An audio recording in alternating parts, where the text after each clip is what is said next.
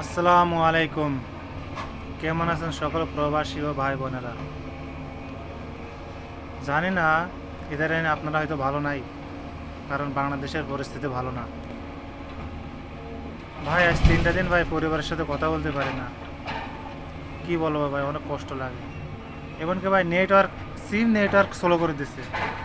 Net তো বন্ধ করে সিম নেটওয়ার্ক স্লো করে দিচ্ছে। এই মাত্র আমি কল দিলাম ভাই, কথা শোনা যায় না।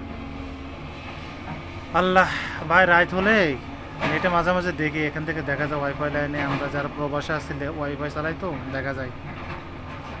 রাত ঢাকা শহরে ভাই মা বোনেদের হাহাকার, হায় রে কষ্ট রে ভাই। লাইট অফ করে দিছে, কি কষ্ট।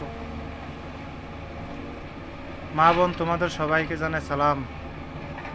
সামনের দিকে আগে যাও ভাই। কি বলো ভাই, বাসা হারাই ফেলছি, কিছু বলার নাই।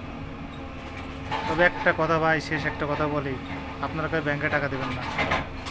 আপনার প্রয়োজনে হন্ডিতে, বিকাশে অন্তত 3টা মাস, জাস্ট 3টা মাস একটু অপেক্ষা করেন, দেখেন না দেশের কী অবস্থা হয়। আর যারা ছাত্রছাত্রীরা আছে, যারা দেশের জন্য যুদ্ধ করতেছে, তোমাদের পাশে আমরা প্রবাসীরা আছি ভাই। তোমরা যুদ্ধ চালাও।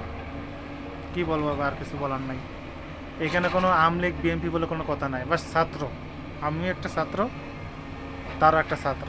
ছাত্র হিসেবে আমাদের যে প্রাপ্যটা আমাদেরকে বুঝাই দেন, জাস্ট এইটুকুই। এই একটি কথার জন্য প্রধানমন্ত্রী আজ পর্যন্ত উনি সংশোধন করলো না। তো ভাই কিছু করার নাই। সকল প্রবাসের পক্ষ থেকে তোমাদেরকে সালাম জানাই।